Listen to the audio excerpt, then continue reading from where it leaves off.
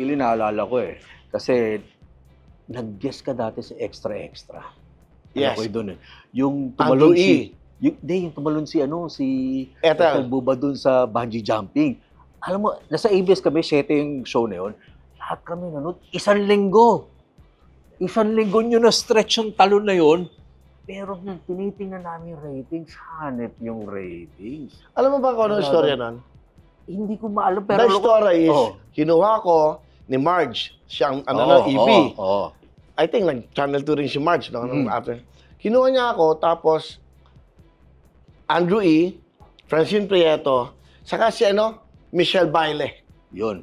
Magkakapartner kami. So, noong una, talaga nag-presyo ako. Sabi ko, ayokong gawin yan. Ayokong kumakain. Guest lang, di ba? Guest. Guest lang ako. Si Paolo Bidjones ang host. Ang host noon, yes. Eh, meron siyang S-Files. Aha. So, napapayag ako yung budget na binigay sa akin. Okay naman. Sumama ako. Pagdating sa airport, may cameraman na. Tinakpan na kami. Sa aeroplano pa lang.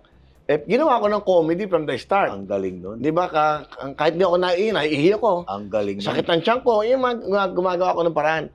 In fact, yung pagtanim ng Ethel Buba doon, in-script ko na lahat yun. Ako na talaga gumawa. Kasi si Paolo, bumalik ng Manila. Nandun kami sa Bali, Indonesia. Kaya siya bumalik, meron siyang S-Files. Alam mo, ginawa ko, sabi ko kay Marge, ako na lang mag-host, ang gawin natin, yung 2 babaeng tatanong ba? Papayag ba yun? Ako bahala. Bakit tingin mo inabangan ng mga manonood? Highest rating yun, anong panahon na yun, ha? Bakit nila inabangan ng 1 linggo? 1 linggo yun, nung Biyernes lang ata tumalon si Ethel Buba. Bakit tingin mo inabangan ng ganun katagal? Well, kasi very natural eh. Ang galing din naman ni Ethel eh. Saka si Ethel talaga, yung timing. Saka, nagulat talaga siya. Talaga kinuntsaba ko yung cameraman, kinuntsaba ko si Marge. Sabi ko, ito gawin natin. Tapos yung nakita kong pasakay kami ng elevator, may mga babala. Hindi ba yung pero alam ko, hindi na kami. Tapos sabi ko, Ethel, ganito. Gusto mo bang sumikat? Ay, ayaw nga ng una. Uminom pa yung bago tumalon. Ang nakakatawa kay Ethel sa kay Francine, nung unang talon na Ethel, umiiyak siya. Nung tumalon siya, yak na yak. Umulit pa. 2 beses. 2 beses. Nagustuhan niya. Yun. I think kaya nag-rate yun is walang script. Walang script, ano? Walang script, walang nag-direct.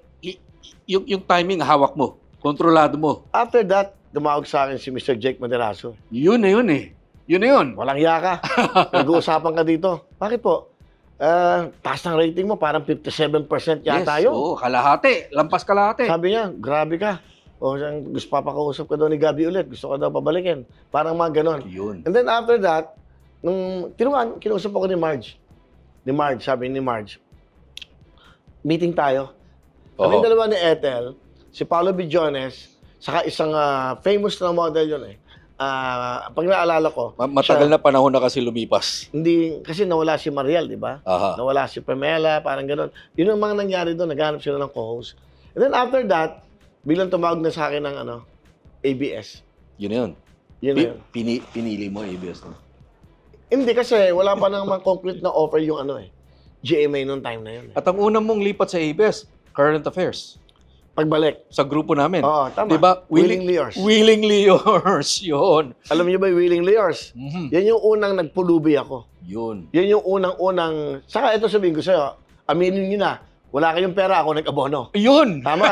Nag-check-in kami sa motel kasi wala kami matulugan Current Affairs Walang pera masyado. Wala talagang budget. Si Tita Arlene De Castro ang kumuha nun Yun. Saka si Tita Mirna De La Torre. So, nag-meeting tayo doon sa baba. Natuloy yun, naging title ng gusto ko, Willingly Yours. Kasi naging mother-in-law ko si si Mami Helen Bella. Yun. Lovingly Yours. Parang yun ang take-off nun eh. Yun ang take-off. Ginan mo, di ba? Tama, Kaya mga ginawa. Masyadong bata di nakakaalala yung kay Helen Bella is yung Lovingly Yours. long-running TV show yun. Yun ang nagre-rate ng siesta time. 2:30, after ng GMA Super Show ni Kuya James, Helen Bella na, Lovingly Yours. For 21 years, walang tumatalo doon. Wala, oo. Nagkaroon ng maalaala mo. Institution sa mga nakakaalala. Yun. Pero yun ang time na si Princess, po lang yung first wife ko. Yun. Kaya nagkaroon ng relationship dun sa Lovingly Yours sa Willingly Yours. Ang nangyari dyan sa Willingly Yours parang patikim lang yan Dahil ang talagang tingin ko ang pinakapakay ng ABS-CBN nung kabilang network is talagang i-launch ka dun sa I think, nawagan ako ng FMG. Yun, Oh, lilipat na kita sa noon time, balik ka sa MTV. sa entertainment. Kasi para alam niyo lang, 3 beses po ako ng MTRCB na suspended eh. You know, and then 3 beses din ako tinanggal ng ABS. Terminated talaga. May araw na magpapasko na I was terminated, di dumarating sa akin. So, yun ang totoo nun. 3 beses ako na-suspend. Yung kapilyohan, yung kabastusan. Siyempre, minsan wala ka ng control. Nag-i-enjoy kayo. Ako, Randy, si John eh. So, hindi namin nakikita yung may borderline na gano'n. So, nagkakaroon ng mali siya na, no? Humingi ng tawad. And then, you will be surprised kasi yung pangatlong beses ako na-terminate ng ABS, yung pagbalik, nung pinatawag ako ni Ma'am Charo, kaming dalawa lang, nagulat ako. Kasi Solo. nung kinusap niya ako, sabi niya, ano ba ang gusto mo? Sabi ko, ano ma'am, kasi nagsimula naman ako sa noon time. Sa MTV, sa noon time lang ako. O sige, kung gusto mo mag noon time, may naisip ka ba? Di tatawagan ko po si Randy sa kasi dyan. Hindi. Nagulat ako. Ikaw lang to. Yun. Kaya nagulat na ako nung sinabi niya, ikaw lang mag-show. Ikaw lang to. Harap ka na ng director mo, writer mo, parang gano'n na. And then, eto na yung naging wawawi. Yun, ganun ang tiwala. From that time, I think, Willie, yun ang pinaka-turning point eh. Kasi sa Wawawi na yan, control ng buong programa nasa iyo mula sa title. Parang ganun ang nangyari Well, dyan. may mga suggestions, no? One suggestion, to be honest with you, baka alam nyo, nung nasa dressing room, napadaan ako sa dressing room ni Chris Aquino, nagkwentuhan kami, ando si Alu Almaden, yung business unit head, parang sabi ni, dapat ang title mo, willyWilly.com, may mga ganun-ganon, or wow, ganon. Tapos sabi niya, ano, parang may panalo, wawawi, mga ganon, wawawi. Oh, sabi niya, sabi ni Chris, ganda, wawawi, para everybody. Kaya nagkaroon wawawi. Yun ang naging title. And then, pinadala sa management, and then, na-approve. It's wawawi. Well, nabanggit mo, Willie, no, na maraming ups and downs din. Pero halos tuloy-tuloy pa rin. Kahit papaano. Naikot mo na halos lahat ng network, nakailang palit pangalan na rin at hindi naman nagbabago forma, pero palit pangalan from Wawawi, Real Time, Big Time sa 5. Willy, Oo. Wawawili, ang dami. Ang dami na, no? Ito ngayon, Wawawin. Pero hindi nagbabago. In a way, parang konting palit lang ng pangalan, pero ikaw pa rin yan. Ikaw pa rin talaga nagdidesisyon sa lahat. Ganun na, no? I think, alam mo, nami-misinterpret ka ng tao, nagagalit ka sa, para lang makaklaro, no? It's a good thing na interview mo rin ako. Yung nagagalit ka, arrogante ka sa on-air, mayabang ka on-air, alam nyo, sana maintindihan nyo yun. Tama ka eh. Ikaw lahat na nagdidesisyon eh. Even yung madulas ang toilet dati sa ABS, pinoproblema ko yung baka may madulas na matanda eh. Yung may makita lang ako mga matutulis na pako dyan, talagang pinakikialaman ko kasi sa sobrang kong mahal yung programa, gusto ko yung mga tao, yung maging komportable, magsaya. And then, kunyari, stop mo ako, 13 taon, 15 taon tayo magkasama, nagkakamali pa kayo. Nagkakamali ka pa. Kahit, kung makikita mo nagagalit ako on air, matagal ko nang pinapagalitan off-air yun eh. So parang wala kang dala. Diba? Saka alam nyo man yun, dumaan ako sa mabigat na pagsubok, yung stampede. 71 dead people. Ako yung pumupunta gabi-gabi. 8 patay. Nakikiusap ako, humingi ako ng tawad sa mga naiwan, sa mga mahal sa buhay. Isipin nyo, wala naman ako nakasama na kahit na sino. Ako umaharap sa lahat ng pamilya na ulila, murahin ka, hindi ka tanggapin sa pulinarya, tinatanggap ko yun eh. Imagine mo, pagpupunta ako sa Burol, 8. Alis ako na 2:00 ng hapon. Pag uwi ko, kinabukasan na ng umaga. Natutulog ako sa pick-up ng TV Patrol, sa pick-up ng ABS, kasi doon kami eh. Kung saan-saan sulok ng, siyempre, mga kawawang kababayan natin. Alam mo, meron akong kukwento siya. No? Meron isang pinuntahan ako sa squatters area. And then, sabi nung isang, Kuya Willie, nanay ko po, ando sa katabi ko yung, pasensya na kayo, ito yung totoo, no? Katabi ko yung kabaong, Nay, ito na si Kuya Willie. Nangyari yun nung umaga, no? So, gabi, nandun na ako, nakaburot. Nanay, eto na, alam mo, Kuya Willie, yung nanay ko kanina, nagpa-manicure pa yan. Hindi ko makalimutan. Alam mo bakit? Kasi daw, baka mahawakan mo siya. Sabi niya, magaspang yung kamay niya. Alam mo kasi, labandera lang po nanay namin. Tapos bigla na umiyak. Yung mga kwentong ganun nadidinig mo sa tenga mo lang, hindi naman nadidinig ng ibang tao yun. So yaya ka, alam mo, labandera lang po nanay namin. Nahiya daw siya, baka may kalyo. Baka magalit ka daw pag matigas yung kamay niya. Baka kaya daw. Pili mo, napalinis pa ng kamay yun kanina. Excited siya, binili namin siya ng damit para daw pag nakita mo. Bigla, yung mga nadidinig mo salitang ganun, ngayon ko lang to sasabihin sa inyo lahat. Yung pinagdaanan ko na yan sa Stampede. Humingi ako ng paumayan hanggang ngayon, tawad sa nangyaring yan. Siyempre, napakahirap na maging maulila ka. Napakahirap niyan. Isipin mo, 8 patay gabi-gabi. Ako maharap. Yung mura, tatanggapin mo. Yung madidinig mo yung masasakit na salita. Pero wala kayong nadinig sa akin na hindi ako umurong. Okay, hindi ka umuro. Parang yan ang kwento ng buhay mo at karir mo. Aakyat, magkakaroon ng Parang malaki. pangalan ko W . Up, down, up, down, down, up, down. up. Pero maganda, pinakataas yun da. Ito na siguro yung you learn from your mistakes Oo. 63 years old na ako. Kailan ka pa matututo? Ito na siguro yun. Hindi ba nakakapagod? Hindi, masaya ako sa ginagawa ko Alam mo, happiness Wala bang ko. dumarating na pagkakataon na parang marami na ako na ipon, pwede na ako manahimik, hindi mo naiisip yung ganun? Hindi ko naisip yung ipon Hindi ko naisip yung ano meron ako Iniisip ko yung mga tao galing ako dun mahirap lang ang pamilya ko, nanay ko, mahirap, alam mo naman yun. Anak ako sa labas. Di ba? Ang kapatid ko sa nanay ko, 6 kami. 6 na iba-ibang lalaki. Sa tatay ko, 8 kami, iba-ibang babae. So, wala akong naging upbringing na buo yung naging pamilya ko. So, ang nagbuhay ko, diyan ako sa kalye. So, alam ko yung nararamdaman na mahirap. Alam ko yung sa Wheel of Fortune na bumubulong sa akin ng pambiling gamot. Pang lahat. So, pinagdaanan ko yun Nandinig ko yun, naramdaman ko yun. Hindi ko naiisip yung sumuko sa buhay At the end of the day, ito bang lahat ng ito, kanina mo mapupunta to? Hindi naman permanente to temporary.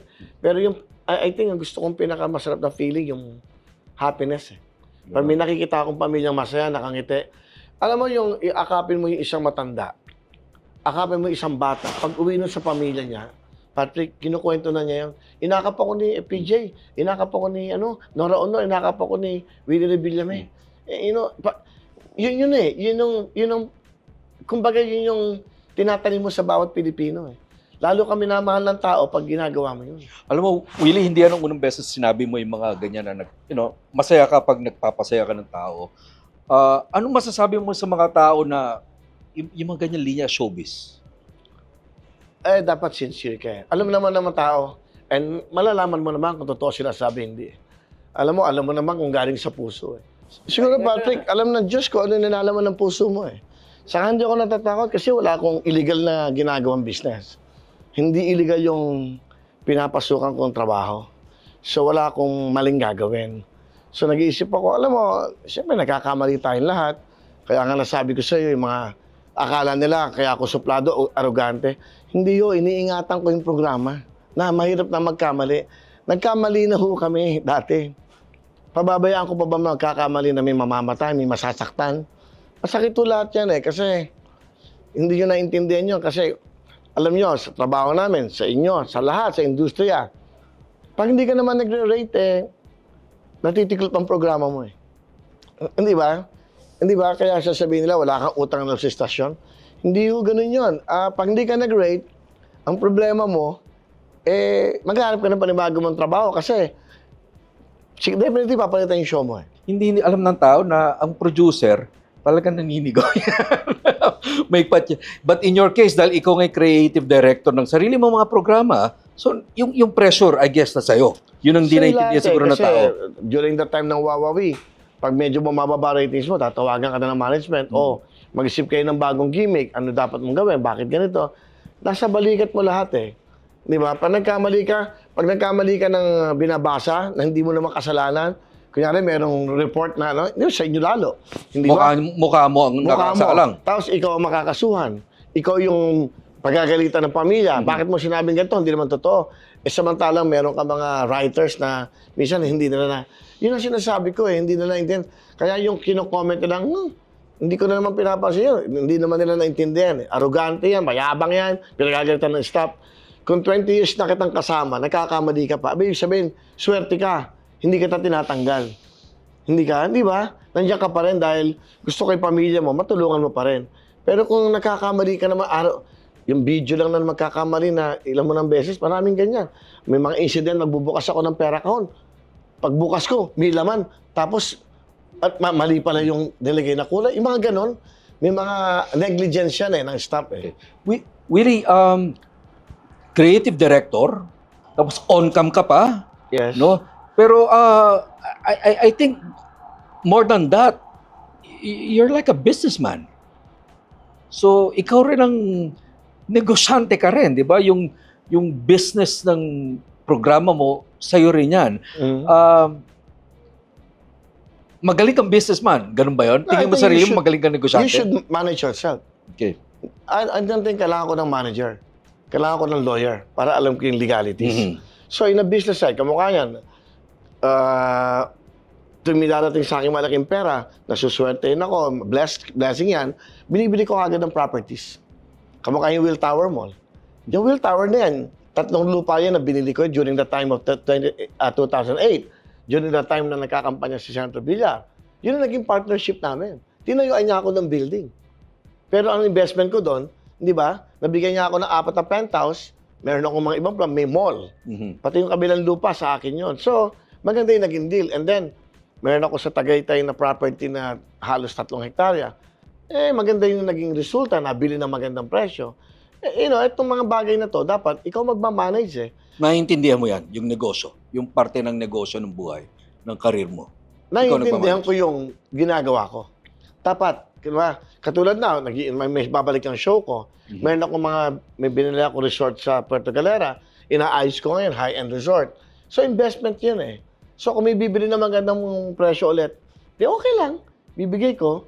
So, kasi ang trabaho ko talaga is entertainment eh. Yung game show, even yung creativity for the game show, nag-iisip ako ng mga games na dapat ang game mo is madali, hindi nagtatanong na mahirap. Yung mga kababayan natin na alam mo na yung mga mahirap, hindi naman, alam mo naman, hindi naman lahat nagbabasa yan, lahat. Gusto nila, nag-i-enjoy sila, nagsasaya, para ka lang nagpeperya. Ganun. Na yun yung ating kinagisnan ng mga bata tayo. Beto-beto, yung miring, hindi ba? Yung sasakay sa Ferris wheel. Babalik mo lang yan. Hindi na alam ng mga bata ngayon. Parang may formula ka rin, ano? Okay, nagpapasaya, yung pinaka-objective mo. May mga regalo. Kasama din ba dyan na click sa masa, yung may mga magaganda ka co-host at saka dancer? Yeah, that's entertainment. Alam mo, nakuha ko yung concept na to, yung Oprah. Si Oprah kasi, kahit presidente, nag-open sa kanya eh. Magmula doon sa mga babaeng, di ba, yung mga nag-open ko ano mo yung trabaho nila, sa presidente, sa isang basurero, yun yung Oprah na may puso. Yun yung Wheel of Fortune. Ano yung games? Yun yung The Price is Right. It's a combination of The Price is Right and Oprah show. Oprah Winfrey. Kasi si Oprah, nag-open lahat kahit kriminal eh. Ba't mo pinatay? So, parang, ang nangyari sa Wheel of Fortune, sila nagkukwento ng buhay nila. Kaya yung Wheel of Fortune na yan, kaya nga may Wheel of Fortune eh. Di ba? Wheel of Fortune. Ito, Wheel of Fortune. Pero wala kaming tanong doon. Ang tanong namin doon is, pag naglalaro, is song tanong. It's about music. Kaya, song tanong. Ano yung title ng kanta? So, sa mahihirap, ayoko magtatanong na mahihirap na tanong. Hindi nila masasagot eh. Hindi ba kawawa naman, di ba? So, alam mo naman yung sitwasyon, hindi naman nagbabasa lahat yan, trabaho yan, isang kaig, isang toka. So, ang iniisip ko, ganun, kung ano yung madali silang manalo. Kailangan manalo sila eh. Hindi sila natatalo umuwi. Game of chance. Etong relasyon mo with Senator Manny, former Senator Manny Villar, kilalang alam ng lahat na malapit kayo sa isa't isa. Kamusta yung parting of ways yun, pamamaalam mo sa All TV, kamusta kayong dalawa ni Senator Villar? Wala, we're okay naman kami. Alam mo, yung relationship naman namin ng Senator Villar, yung respeto. Kaya, alam mo, to be honest with you, yung kasing All TV, medyo na-excite ang lahat eh, nung dumating yung sa kanila, no? Parang hindi pa ready yung signal, hindi pa ready yung reach nila. So, kumbaga, hindi naman talaga September ang yan eh, ang launching yan. Dapat yan, January pa eh. December, January. So medyo na-excite ang lahat. Siguro meron silang mga nararamdaman na ito yung right time. Okay lang. And then sumulat ako sa kanila, kay Miss Beth Tolentino, the head of All TV, na naintindihan ko kung wala pang signal, walang pumapasok na commercial, walang nanonood sa atin, okay lang na mawala yung mga programa at mawala ako. So, walang problema sa akin. Kasi mga ano to mga nag-i-invest Siyempre, you have to understand na hindi naman pwedeng labas ang pera na walang pumapasok. So, naintindihan ko, hindi lang kami nakapag-usap, pero sumulat naman ako sa kanila na, well, okay naman ako, na makakaraos din. Okay, Willie, bago tong announcement na ito, ang laman ng balita is, handa ka nang pumasok sa politika. Alam mo naman, yung pangalan mo, palaging nandyan yan Kumbaga, parang ikaw lang inaabangan ng taong bayan. So, ano nangyari doon sa mga plano sa politika? Patrick, kung mapapanood mo sa news, hindi na ako nanonood. Laging awayan ng awayan. Nakakalungkot. Yung away nila, kawawa yung mga mahirap. Imbis na mag-away, di ba? Dapat yung tinutuunan ng paglilingkod, yung talagang paano giginawa ang buhay ng mga kababayan natin. Nauubos ang news natin sa awayan, bangayan ng bangayan. Sitahan ng sitahan, tingin na ng maling ginagawa. Parang feeling ko, pag pumasok ako dyan, kahit gumawa ako ng kabutihan, ganyan din ang mangyayari sa akin. Hahanapan pa rin akong mali. So, sahanap din ako na mali ng mga kalabang ko. Parang, hindi ba, public service Ang nangyayari, hindi. Public, away Ang hirap. Ngayon, medyo, hindi na ako ma-interesado sa politika. Kaya nandito ako ngayon sa TV5, kaya ako bumalik, it's because tutuloy ko na lang tong programang to na hindi mas masaya ka dito. Siyempre, sa pag nasa programa. politika ka, mas marami ka magagawa. May power ka Mas malaking pera yung makahawakan mo, di ba? Ilang bilyon yan na maitutulong mo. Kaya lang, ang hirap naman gumawa ng isang bagay na ganyan na hindi naman na-appreciate ng ibang tao. Dito, wala kang ganun And I pay my tax talagang legally. Yung tax ko talaga, legal na legal, kung alam nyo lang yan. May mga iba nga, ba't ka magbabayad ng ganyan ka lang? Yun ang totoo, yun ang dapat. So, hindi ako nang loloko ng ganyan, hindi ako nang dadaya sa pera. Hindi ko kayang, alam mo, pinakamasarap sa lahat, sa ating lahat, yung nakakatulog ka na mahimbing. May peace of mind ka. Ibig sabihin, wala kang ginagawang mali at wala kang kasalanan. Huling tanong, Willie. TV5. Tatlong tanong pa. TV5. Nandyan ang TVJ, ang Itbulaga. Nandyan si Senator Raffy at Tulfo. Sama na natin si Coco Martin ng probinsyano, talagang isang matibay na action serye. Nandiyan ka, Willie Revillame. Parang pagtitingnan ko yan bilang content person or TV nasa production, parang ang TV5 ngayon is home of the idols, kumbaga. Home of the siguro I would say na ang mga taong tapat magsilbi sa mga viewers. Yung Senator Tulfo, public service. Yung mga walang abogado, yung walang pambayad sa abogado, pinupunan niya yon. Yung mga naaapi, tinutulungan niya. Yun ang napapanood natin. Yung mga pamilyang nagugulo, inaayos niya. Kung di maayos, di ba? Meron ganon. Ang Tito Vic and Joey, hindi mo na pwedeng, Institusyon. Institusyon na yan. Hindi naman sa high school pa tayo. Nandiyan na yung mga yan, nagbibigay na ng saya. Hindi lang saya. Tulong din. Tulong, di ba? Mahirap mo nang isipin na nagkakaroon kasi ng competition Tama si Joey Dalawa na lang kami, nag-aaway niyo pa kami. Dalawa na lang, dalawang remote nagbibigay ng saya sa noon time, dalawang nakakatulong. Di ba ang sarap ng feeling? Ang nangyayari, merong competition sa ratings kung susumahin mo, dapat kalimutan mo muna yung ratings. Ano ba yung nagagawa ng programang ito sa mga kababayan natin? Isipin mo yung hiwalay na ratings. O pa pinagsama mo yun, gano'ng kadaming Pilipino yung nanonood ng Showtime at ng Itbulaga. Di ba? So ang feeling ko marami silang nagagawang kabutihan. Ito talaga, huling tanong na talaga. Naalala ko lang, nabanggit mo yung industriya. Optimistic ka ba sa lagay, sa kondisyon ng industriya ng television sa Pilipinas? Kasi alam naman natin, may pinagdadaanan itong malaking pagsubok. At the end of the day, it's business. Sa lahat ng networks, business talaga Siyempre, maintindihan mo, pag hindi ka nagre-rate at walang pumapasok ng commercial sa'yo, i-out mo ang programa. Kung nagre-rate ka at meron kang puno ka ng advertisers, you will stay. Ang industriyang ito, hindi lang naman palagay ko dito sa Pilipinas, sa buong mundo. Ganyan naman ang lakaran eh. Siyempre, I think ang importante, yung ano mo yung concern mo sa mga tao yung nanonood eh. Hindi it's about you eh.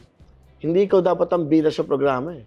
Dapat talaga yung may natututunan sila, natatouch mo yung mga puso nila, nabibigyan mo sila ng pag-asa, yung hope eh. I think yun ang importante sa programa eh. Yung oras ng saya, oras ng ligaya, at pagbibigay ng pag-asa. Eh yun, meron na tayo nun, kompleto na ang TV5 eh. Morning show, di ba? May tanghali. Ayan, kung magkakaroon ako ng programa na bago mag-news, ng frontline, di kompleto na. Kasi yung oras na yan yung oras na naghahanda ang mga nanay, ang lahat para sa gabihan ng kanilang mga asawa, ng pamilya. So habang nanonood yan, nagluluto sa kawali yan, meron pa silang chance manalo. So ako, para sa akin, the networks are doing well. Lahat. Nasa say na lang yan eh. Kumbaga, hindi naman si MVP lumalabas, hindi naman si Mr. Gozon, hindi naman si Mr. Lopez ang lumalabas sa TV, ikaw eh. So, ikaw ang gagawa ng paraan para ang programa mo umangat at gumanda. So, hindi sila eh. Bibigyan ka nila ng chance. Mukha mo, may chance. This is a chance for me na ma-explain lahat to eh. Actually, siguro sa interviews na to, wala na mag-interview sa akin dito sa TV5. Halos sinabi ko na lahat eh. Di ba? Lahat ng mga hindi ko nasasabi dati. Saka wala akong bitterness eh. Kahit na a lot of words have been said to me, pero hindi ako nagtatanim eh. Wala akong bitterness, hatred eh. Kung makita ko pa nga yung mga, kamusta na? You know, hindi eh. Sa naging success ng buhay ko, wala akong sakit. Yung mga anak ko, okay naman. Kahit pa paano, nakakaraos pa. Hindi na ako mag-isip na magagalit pa sa kapwa ko. Happy ako. Kaya nga, sobrang saya ko na nakabalik ako dito. In fact, para malaman nyo, kahit nung wala pa ako dito, nasa GMA pa ako, tinetext ko rin si MVP. Pag Pasko, ginigreet ko siya. Sumasagot naman siya sa kinabukasan, you know? Busy eh. Nung birthday nga, binabati ko siya. And then there was a time na tinext niya ako, nagpasalamat siya sa akin na naging part ako ng simula ng TV5. May tanong ka ba ba? Ano? Thank you. Okay na? Thank you. Okay. Thank you so much. Okay.